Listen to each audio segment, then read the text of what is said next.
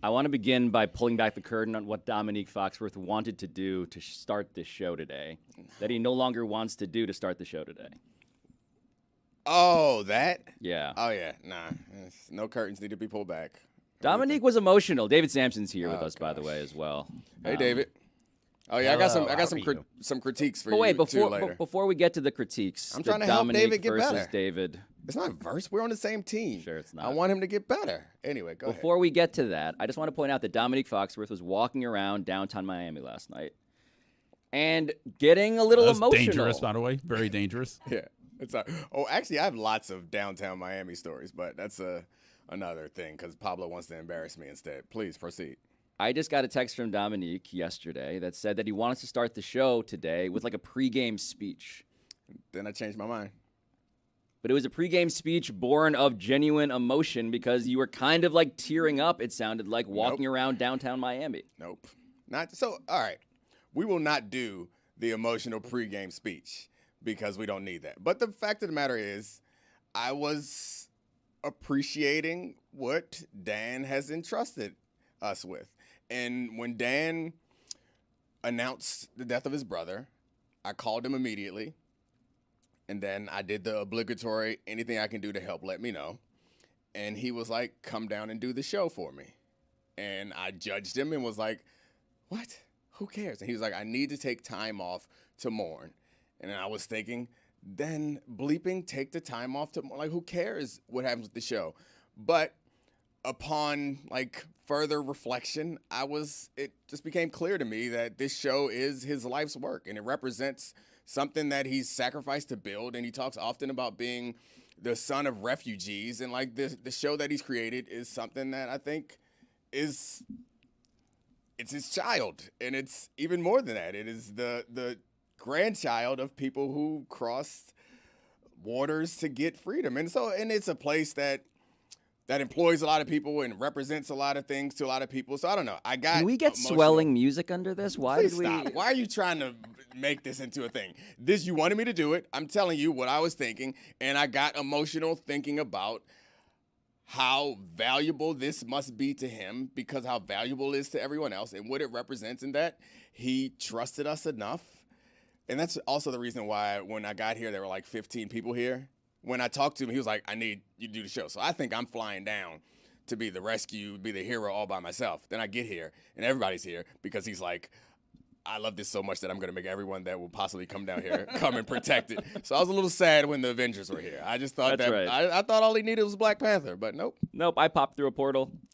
Get your ass back in a portal. It takes a village, Dominique. You can't do it alone. You can't fill his shoes alone. It takes too many people. Well, I mean, I'm actually more talented than Dan. I mean, you can Is play he football texting better. you before the show? No, he does. So that's for people that he doesn't believe in. I've never gotten one of these pre-show texts other than, do your thing, Fox. Well, that counts as a pre-show text, though. I've gotten texts about Dominique from Dan. It says, let Fox do his thing. That's not what they say. Be smart.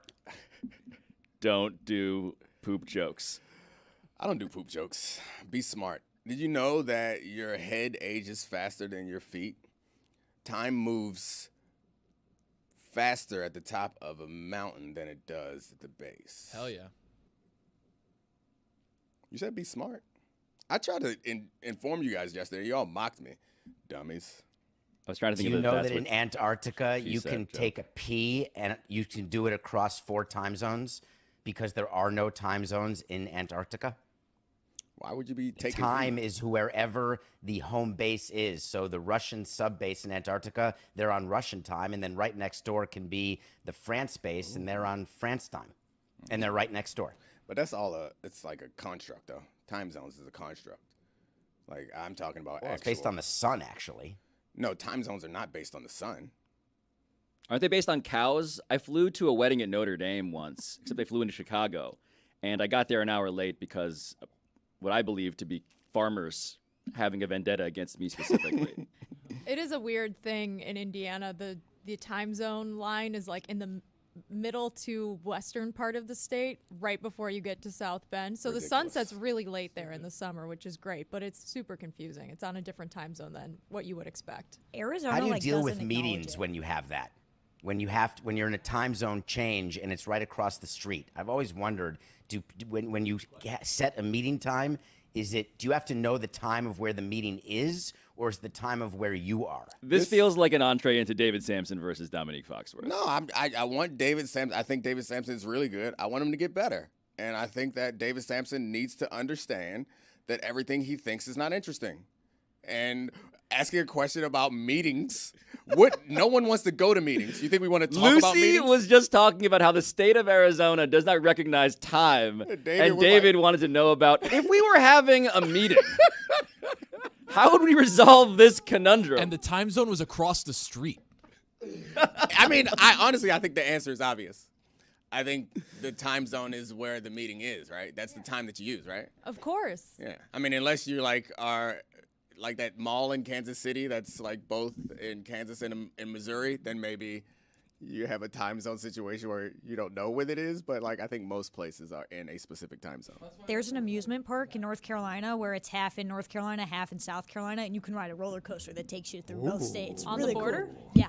Carowinds. Very cool. Please tell me it's called the Time Traveler. They have no, they don't. That's missed opportunity. They had Thunder Road, and it's two roller coasters that race each other, and one's North Carolina and one's South Carolina. Wow. North Carolina always wins. Hold on. Did they not know where the Mason-Dixon was? They were both on the same side. I love your chair, Samson. That's beautiful. My other critique for you, Samson, as I was watching your show is I find that you have too much headroom in your camera. You are not a very tall person, but you don't have to be that way in your own video. It's like you crop it so that you look like you're not all that big, and then you get in a big-ass baseball chair that also makes you look not that big. Why don't we get you a tiny chair and bring down the camera angle so that you look imposing? No? It doesn't matter. I prefer people to see the background, and I don't want people to think I'm big and imposing. I'm just being from a visual standpoint. I would like the subject to take up more space in my screen, I guess. The visual imposing part was more of a joke, but it's like I'm watching this and I'm like, hey, and I guess you want me to look at all the tchotchkes behind you. I want to look at you. I want to look at you. You're speaking Yiddish. I'm trying to. Tchotchkes. Isn't that what they are? Or are they knickknacks? What do you want me to call them? Those are synonyms. Pieces of flair. It's like Office space. TGI Fridays. Hard Rock cafes. Moments. So Things for my kids to sell when I croak. insider trading. I'm sure you know a lot about that. Can you tell us about insider trading?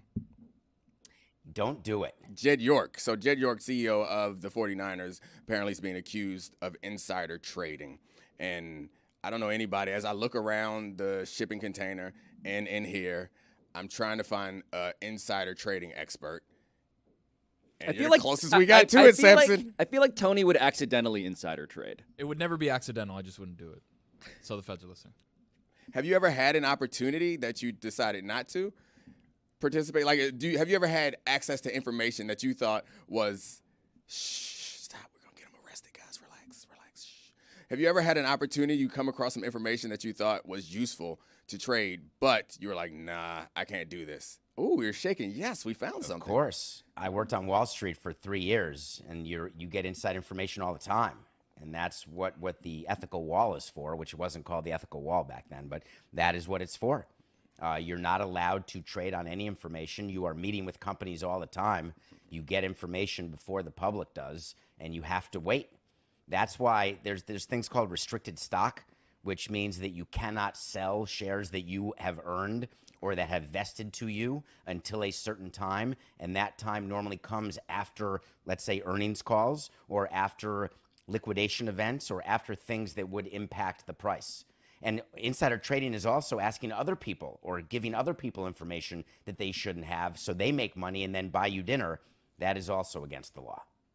So for you, David, as you survey sports and we see headlines, right, there was another story, right? The owner of Tottenham also involved in insiders trading, right? Arrested. Arrested. Yes, yes, yes. In your opinion, like when it comes to financial improprieties in sports, what are you thinking of when that comes to mind? Is it insider trading? What are owners, what are the people in the C-suite doing that seems to have a connectivity to sports as a genre more than the other parts of the world of finance? Well, the thing we actually are doing, what is insider is what you're doing regarding your players. So we can mislead. In the financial world, you're not allowed to mislead investors regarding, that's a lot of what the Wolf of Wall Street is. That's what the penny stocks are, and that was the crime when you're selling shares of companies that don't actually have the products or produce the revenue that you're saying, and you don't care because you're gripping and ripping to get your commissions. We do that with players and with their value, with their health, with their ability. And so we would have more information about our own player. And if we are going to go public, which we would do, we would actually ask our scouts to say things to Baseball America or to MLB.com to pump up certain players who we wanted to trade because they had a decent pedigree. They would, let's say, a high draft pick, but we knew they were not going to perform, or we knew they were an injury waiting to happen. And we would try to pump them up as being good and valuable in order to see if we could extract any value from them in the market. Get specific. When did you ship an asset out based on lies? What's your favorite? Favorite fleasing. Your favorite fleasing in the history of David Sampson. We didn't do that. So that would be more interesting to me. And it's not. I'd like to say that we're alone because we've been fleeced as much as we have fleeced, and the better teams are the ones who fleece better. It goes back to the Astros to me, that situation, and the sign stealing. Yeah. They just got caught. Right. They did something that we were all doing, except they got caught, and then it became a big thing. But with the Yankees, the Red Sox, the Marlins, all teams were stealing signs. All teams were using technology, and it was just being bad at it. And that's what the Astros suffered from. So we were bad at it a few times. We traded players where we had to get the player back, or the player didn't come back. Josh Johnson is a good example. We traded him to Toronto. He failed his physical because his arm was falling off. But Toronto said, let's go ahead with the trade because we already announced it and our public wants it. David, you're going to lie to us more after this break. Why didn't we just hit him with the hard network out? My clock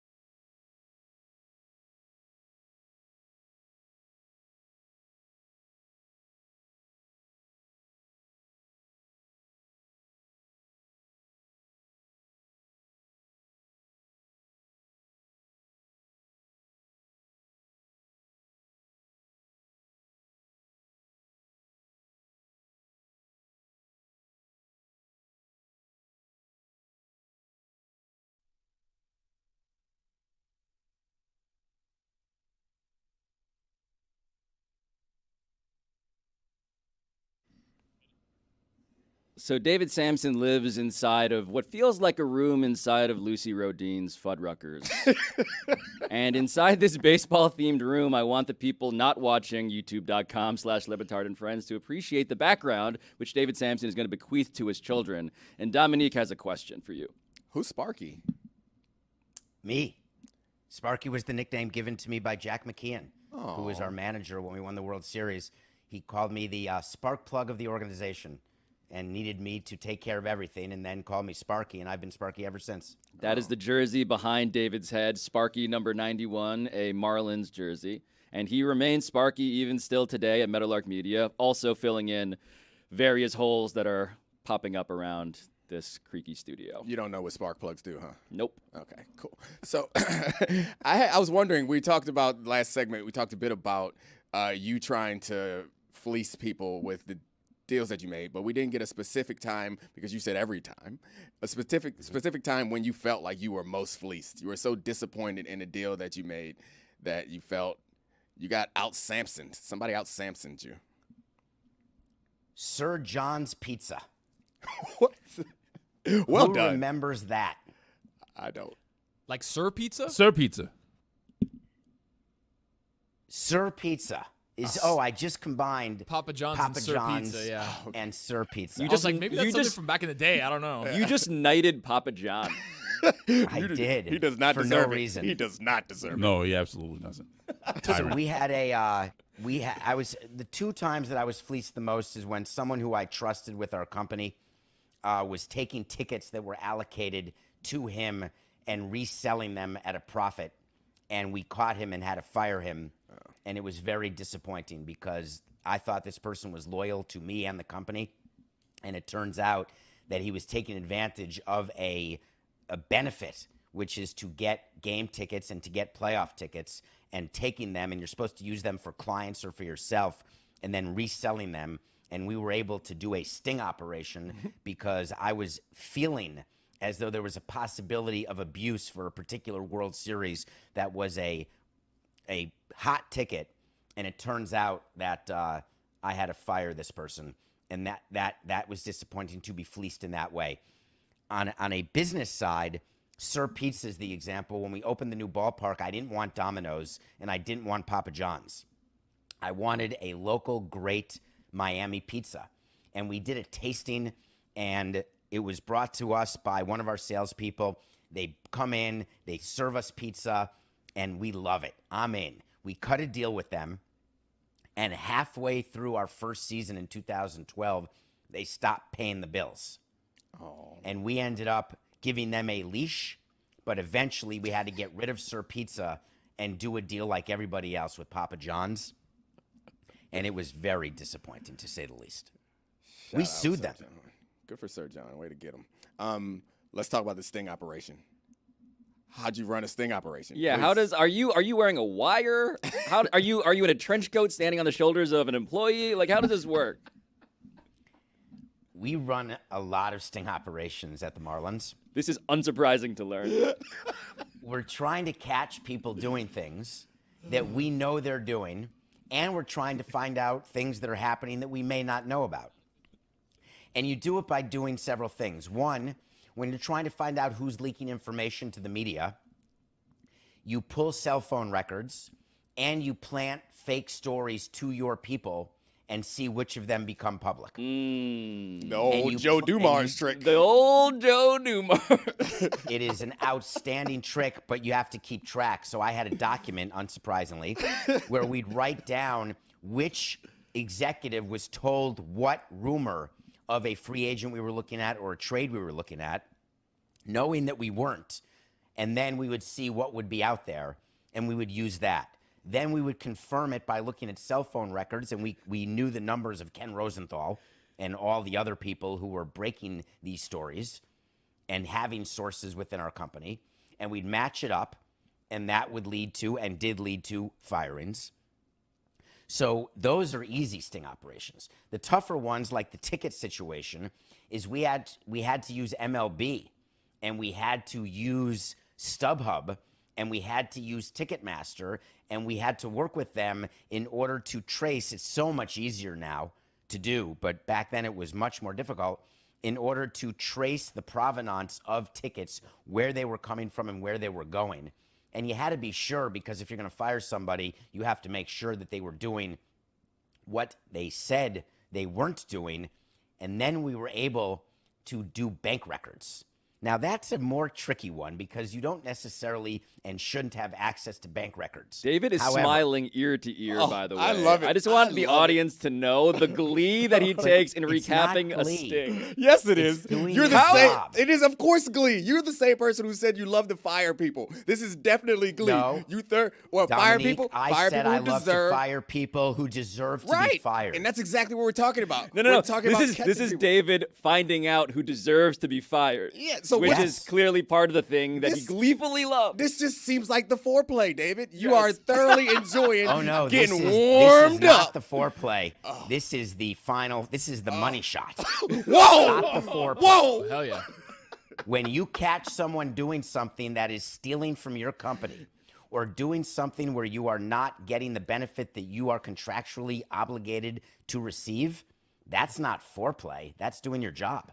Fair. And you enjoyed doing your job. That's all I'm saying. It's nothing to be ashamed of. I loved it. Yeah, that's all. we're Glee saying. was an understatement, actually. But we interrupted. So how'd you get the bank records? So Dominique you and I are like actually- detectives on a case right now, by the way. I love. Can we get a swinging light over David? I You don't have need- the right to more than you realize.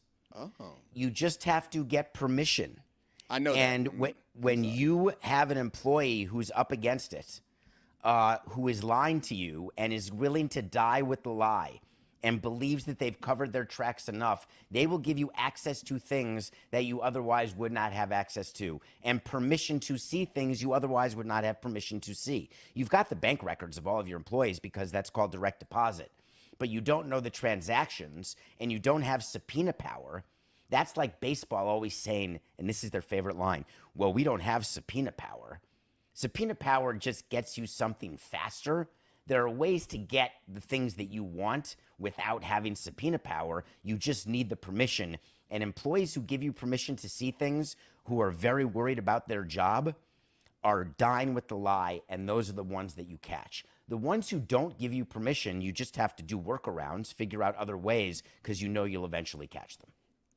So I just wanted to clarify something about this whole storyline. Is it fair to say that at some point you sued season ticket holders, David? You sued fans as part of this story? Well, it's not part of this story. It's part of another story. But yes, if you are a season ticket holder and you don't pay your bills, you get sued. Oh, that's not You connected. got to pay your bills. So did you ever can't feel? just Do you ever walk feel away. guilty for? Because I am of the belief that everyone is intrinsically good, and no one wants to steal or resell tickets or steal from your company. So did you ever feel guilty for not paying people enough, compensating them fairly enough that they didn't feel that they needed to resell your tickets? Do you ever take responsibility for the fact that you created an environment where people Wow. felt that they needed to? No, never. No, it's interesting you say that, because what you're inferring is that, or what I'm inferring from what you're implying, is that I was underpaying people, ignoring the fact that it's supply demand and that there's 15 people waiting to take the job at less compensation than the person in the job right now. See, And that's the same for everyone in this room. There are people who would take our jobs for getting paid less than we get paid. And so it's up to us to do our best to keep our jobs and to show value. and that's In the baseball and in media, Dominique, in football, how about you? If someone could do your job better than you and get paid less, you think your GM wouldn't do that? probably. Would do it, guaranteed. Otherwise, he'd be fired. He wouldn't be doing his job. It's a bug, not a feature Yeah, of the I'm whole sure. system. So I guess it's just like there's and I guess in your view, morality can be considered subjective. I was just setting up a joke really just to make fun of you, but since we've opened this door, I think that the idea that paying someone as little as you can possibly pay them because there are other people who are willing to be more aggressively taken advantage of is not a justification. You know, it's like if someone will allow you to treat them terribly in a relationship, because you're really handsome, which I'm sure is something you experience, because there are lots of other people who are also interested in being with you, is not a justification for how well you treat that person. So I was joking, but since we've opened this door, this is not about abuse. This is not physical abuse. Oh, no, or I didn't mental abuse. say physical abuse. Okay, forget the relationship comparison. We'll use this one exactly. I don't think that just because someone is willing to take less money than the person that you're paying means that you are fairly compensating the person that you are paying. That's all. You will never run a team then, right? Or you'll never run a business. Think about how Metalark operates. That's actually how all companies operate.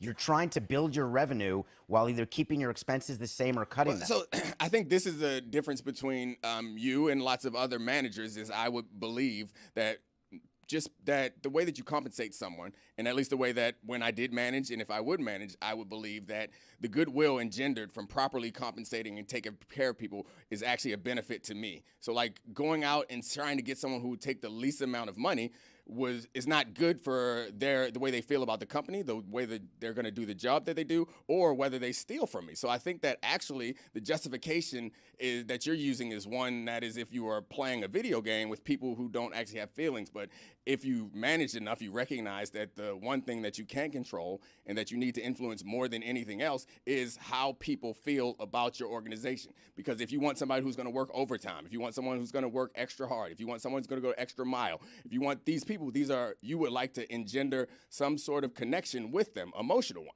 But saying, hey, when they come and ask you for a raise and you say, hey, there's 15 people outside willing to do your job for nothing. You know what they're going to do? They're going to approach their job the same way you approach hiring them. And they're going to be looking for opportunities to exploit you in the same way that you exploited them. I'm not going to stay for your rebuttal because I feel like I won. That's a pretty good argument. Can I keep talking until we run out of time? You won. That's a pretty I got to good kill a Good job, clock. Dominique. Four corners, guys, kill a clock so David cannot.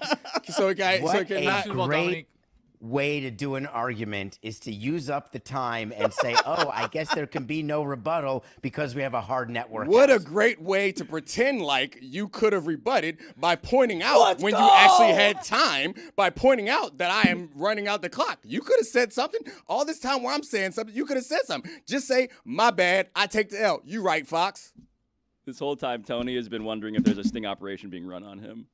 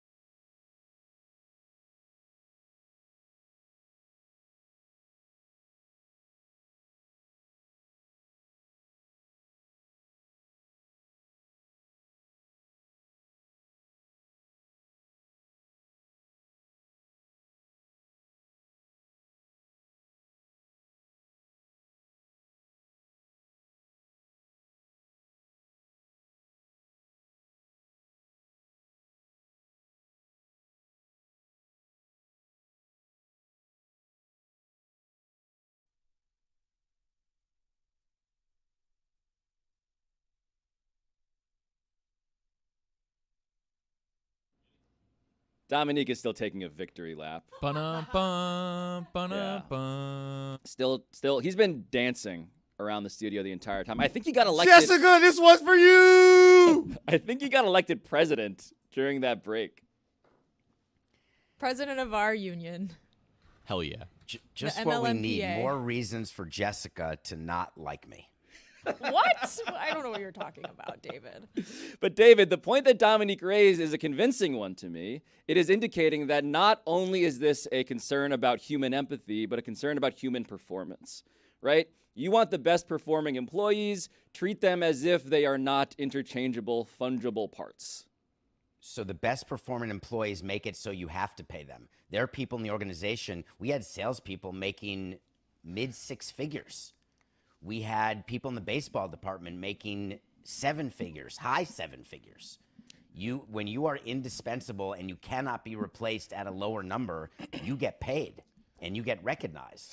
But if you come in and ask for a raise and you have no basis for that ask and you are replaceable, you'll get replaced. This is the problem with economists in general, is I think economics is a great field of study that is quite useful.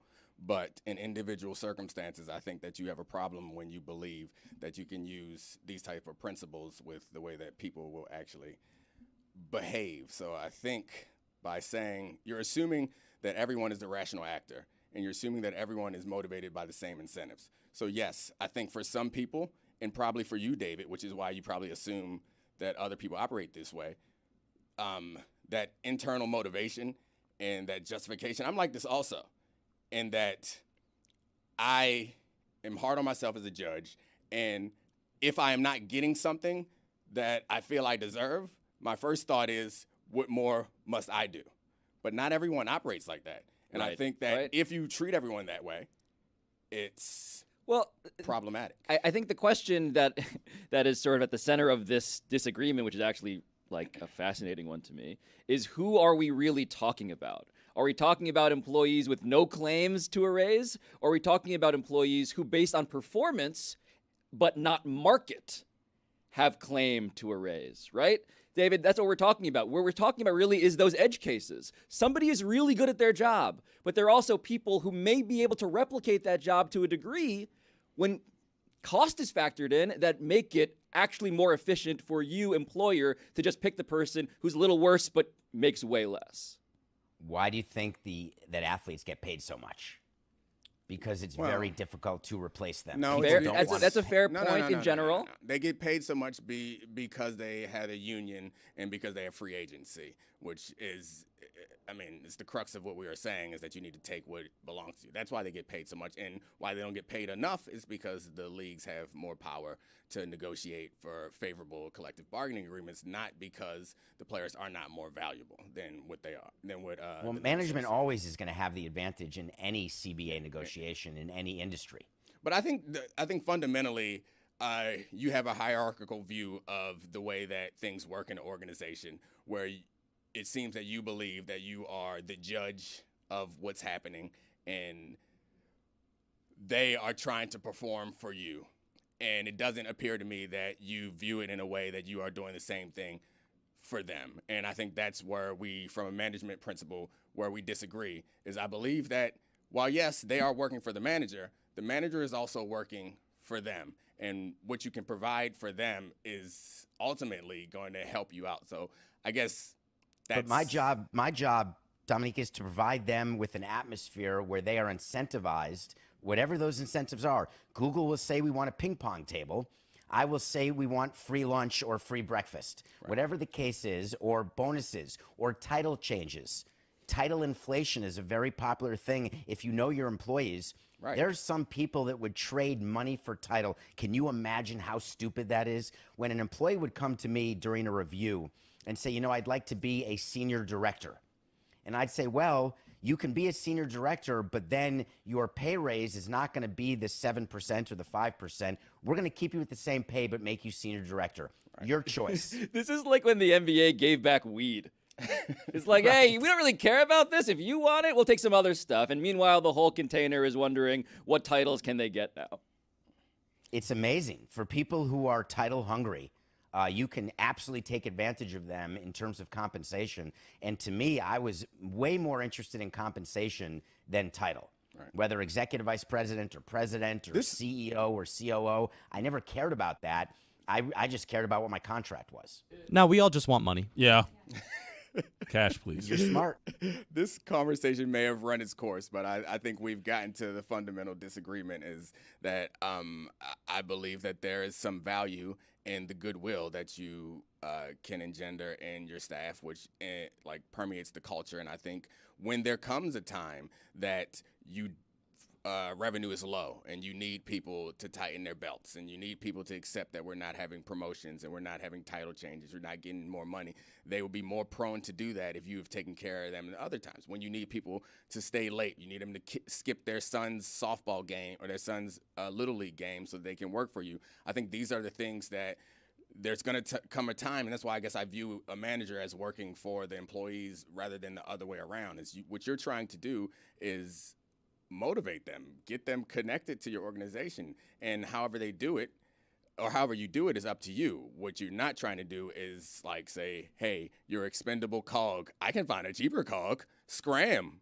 I also find that it's so frustrating, especially with the way that our healthcare system is tied into employment in this country, that a company would rather let someone go for poor performance, and essentially you could end up ruining someone's life that way if they need health insurance, which most people do, instead of giving them the tools to actually be successful in that job. And it seems like maybe you would hope that a company has some sort of moral obligation to that, but they don't. Right. They are always going to act in their self-interest. When you say conversation has run its course and then you go on for 3 minutes, does that give me an extra 2 minutes? Or is now the 3 minutes mean it's run its course? Oh, no. We, the debate portion of this ended when I did a dance behind Pablo's head. When I was body rolling, that's when over. That's why I said we're having a conversation at this point, because you already took the L. But by all means, floor is yours, big chair. Doesn't count, though. No, it doesn't count, though. The game's over. It's like talking after the end of the game. It's like shooting a shot at the end of the buzzer from half court. No, shoot it before. You don't want to take the 0 for 1 from three-point range. When you had a chance, you decided to complain about my debate tactics rather than take the shot. You were talking to the ref. Once again, you have time to do something about the situation, and you still hollering at the refs. There is not one company out there David. in sports or out of sports. There's not one company who acts differently than I did. And you do that in the best interests of your company. That's why layoffs happen at companies. Furloughing during COVID. It's not because you want to do it. It's because the interest of the company is always greater than the interest of the person. And that's where we disagree, is that I'm not sure that the interest of the person is not higher, is not directly connected to the interests of the company. And I think you're right. The tough thing that people use is they try to take the people out of this by saying company and shareholder value. But in actuality, a company is a collection of people, and the decisions that are being made by people, whether it's CEOs or boards or chairmen. Like, these are the people making the decisions. And to assume that you can make just cold decisions all the time is a lie. It's like saying that news does not have some sort of bias. If you are choosing what you produce as news, then there is inherently going to be a bias in it. And if you are making these decisions, while you can always find some sort of numerical justification that makes it feel like the decision you're making is right, what you're actually doing is making a decision based on what you think what you feel is right. And in my view, some managers can make decisions that they feel is right, that they feel are right, that are not directly tied to what maximizes their revenue for this particular quarter. It can be an investment that will maximize the value in the company long term. And I think that companies do, or some managers do, make decisions like that. Your 401k plan would be in the crapper if the companies that it invested in acted the way that you want them to act. Well, this is what occurs to me. We shouldn't have to do all of that to like not have to work till we die. That's part of the But problem. That's why it's all like this is all tied into one another. All these things connect to one another. There is a certain deathbed test, right? To bring it all full circle here, right? Like when you, David Sampson, CEO, are meeting the final door you will walk through, on the other side of which is eternity, right? What are you going to be most proud of? Fostering a community of people that accomplished a goal together, or is it going to be maximizing the profit margins of the company? And I would disagree that is even a choice. Well, but I Dominic, think but this my is, argument would be I know, fostering that community would also maximize. Yes, but here's the thing. At those edge cases, right, where there is a trade-off, this is where when I listen to David, I listen to how NFL coaches think. I think of David as somebody who is playing to win the game.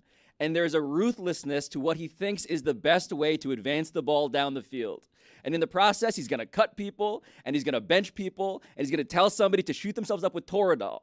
But the process that he's following leads to a result that is how to maximize winning. And what you're arguing for is a wrinkle that argues that that's not A, the only way to win, but that B, there are other considerations that should be weighed against that goal. Badaw. I think it is a great aspiration to try to win and be profitable and be a great, kind person who never has to lay anybody off or make tough decisions as someone who's running a company. That would be amazing. I just think that that's what you find on Fantasy Island. And so in the real world, I just don't know how to do it. I wish there were CEOs. I wish that I'd be better. Of course, I don't revel in the fact that I had to do the things that you're saying I did to advance the ball. Of course, I understand what I was doing. I just didn't have another path. And of course, I would love to know whether another path could work. I've just never had it modeled for me, and I've never seen it. And reading test cases and reading things in business school or law school, when you're on the battlefield and when you're trying to win and trying to make money, when you're trying to do things for your company and knowing that some people are going to not be a part of it. You're going to have to release a player to win a World Series, but you'll give them a C ring instead of an A ring. Yeah, that's a problem. No, that's a problem. What David I've is never seen anyone do it. What David is asking you, Dominique, is to show him how to love. Yes. I mean, please. Maybe I'm guilty of hyperbolizing your position, but you're definitely doing the same thing to me. I'm not arguing that you can't fire anyone at any point, and obviously you have to make tough decisions. What I'm arguing is sometimes you can make compassionate decisions that also are the right financial decisions. That's all.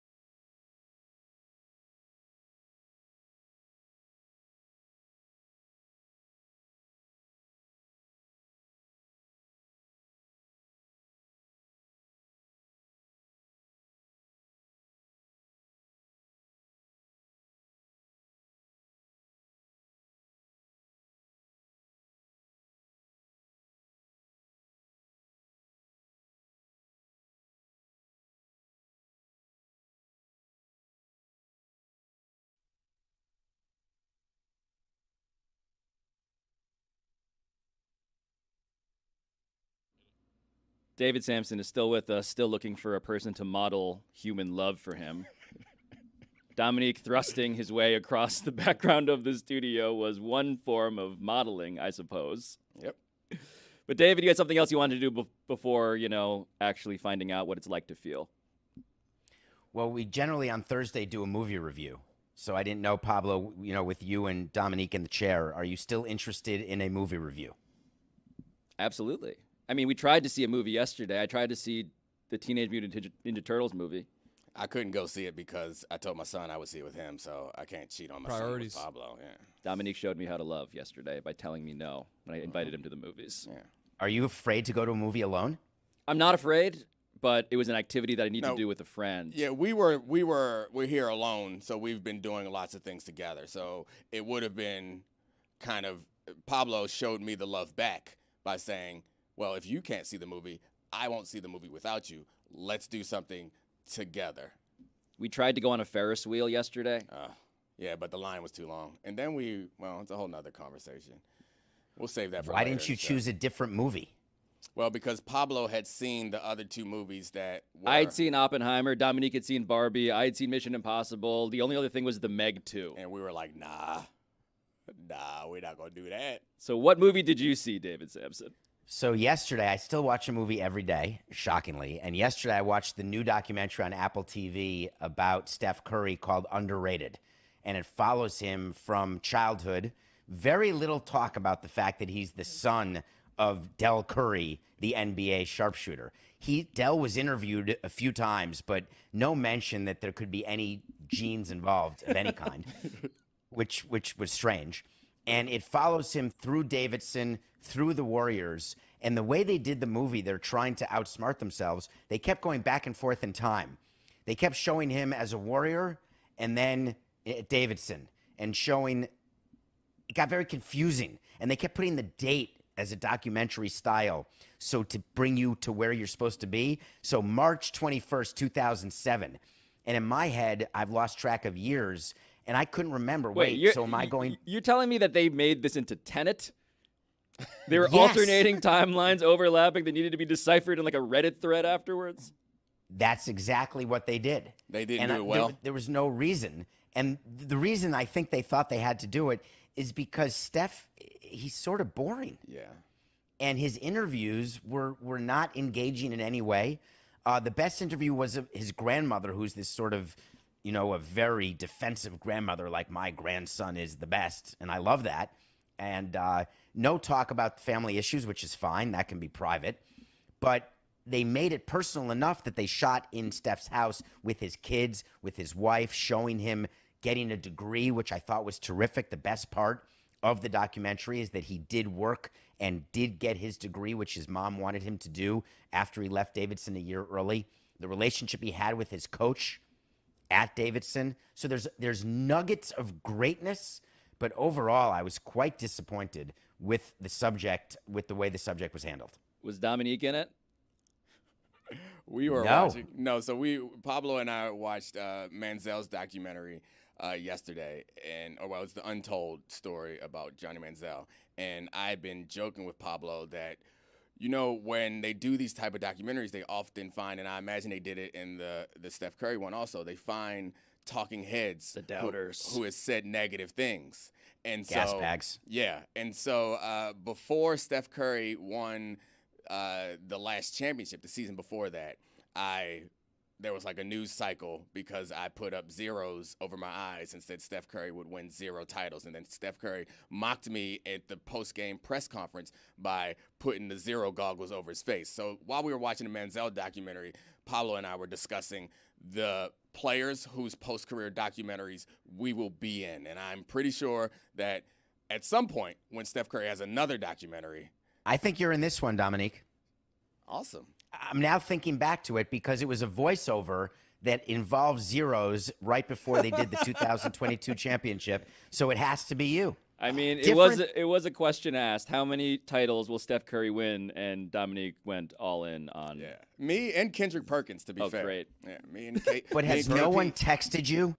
Yeah, I don't probably you get wasn't a in it. text from Yeah. people Yeah. who have watched it who would say, "Hey, I heard your voice." Like I Yeah. texted Pablo. I watched 38 at the Garden, and all of a sudden there's Pablo. Well, that right was the on opposite my TV. scenario. I was a prophet who called this before everybody else. I believe that part of the issue might be, in this case, that I don't know how many people even know that this exists. This Yeah. underrated documentary. I mean, but the thing that you started with, David, is the thing that made me not so interested in it, which was simply that buying the idea of Steph Curry as an underdog requires a narrative contortion that denies that he inherited the genes of one of the greatest shooters of all time. It requires us to understand Steph Curry not as a 6'3" son of two athletes who played at a high level competitively, but as a David. And I say that not to you specifically, but it works, but as a person against Goliath who would be a small underdog. And I don't believe that that is the Steph Curry story in reality. Pablo, it would work so better if you hadn't explained Yeah. I know, I have that that it's problem. not. Coach for him you. up, David. But Coach him up. Why do that, Pablo? You don't need to. People are smart enough to have gotten that. Sure about that? Well, No.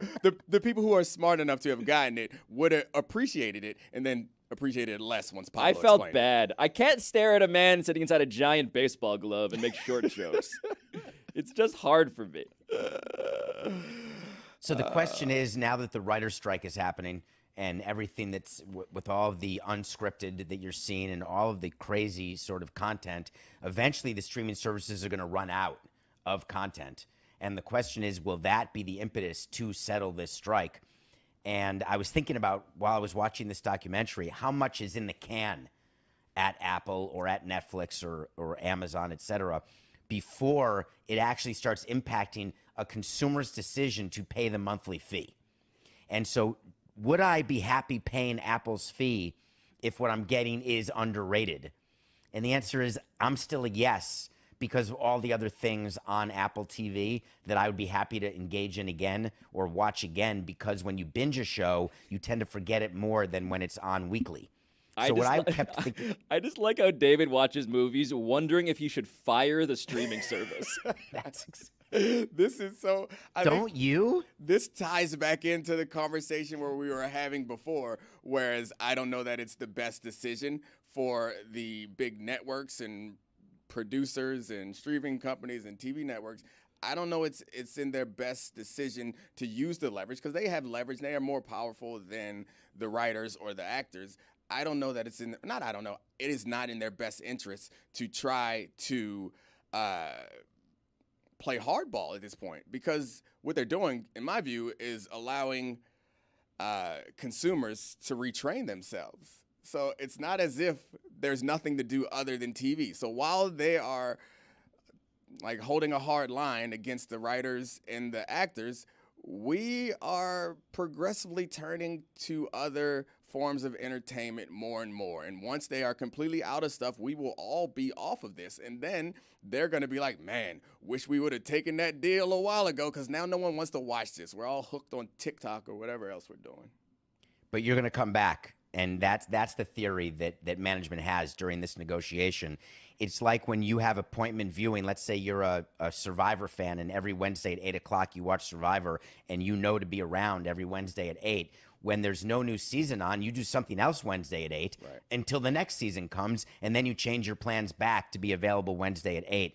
And the bet is that while people are distracted by doing other things, like during COVID, people were watching the Tiger documentary or The Last Dance or other things like that.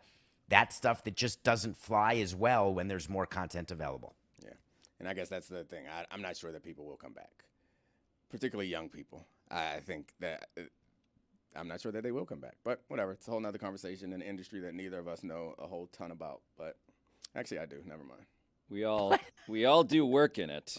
No. You have written on I'm scripted programming. Yeah, I'm a part of the union. I'm a accredited TV writer, David Sampson. Are you on strike? Yeah. Why are you Are you a scab right now? No, this is not the same thing. You think I write- anything we've done on this show feels written? Yeah, I wrote for a scripted television show. This is not what we were doing here. That's right. Which one? Well, it didn't come out. It was in the middle of filming when everyone went on strike. Can't talk about it anyway.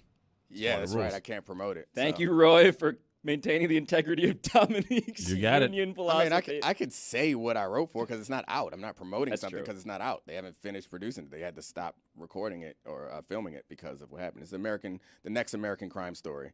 It's Aaron Hernandez stuff. It's yeah. That's a great tease. I feel like it's the Uma Thurman explanation of her pilot in Pulp Fiction. The pilot that never was picked up. With I the bad really hope tomato that this joke. one is picked up. I mean, it has been. Yeah, I no. want to. I won't do any more talking about it. I just know that whenever Yeah. I've talked to Dominique about it, it sounded amazing. The funny thing is, when you're on the outside of this, it feels like the people have so much more influence than they actually have.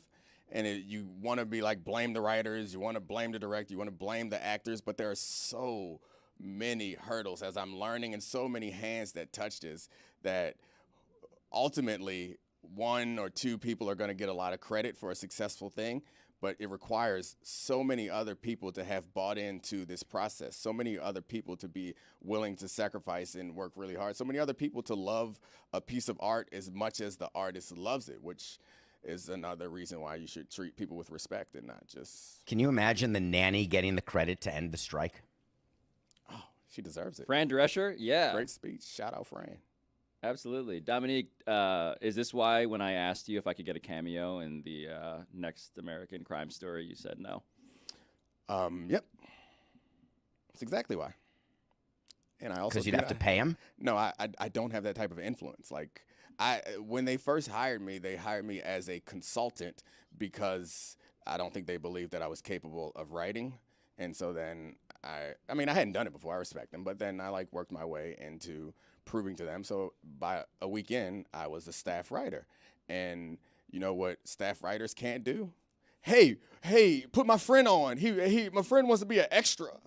No. I just wanted to play like a professor at the University of Florida. I just That'd wanted be to. good, actually. I wanted I'd to like teach that. Aaron Hernandez about biology or some other thing that people think I'm good at that I don't actually know anything about. Yeah, you really aren't as smart as you project.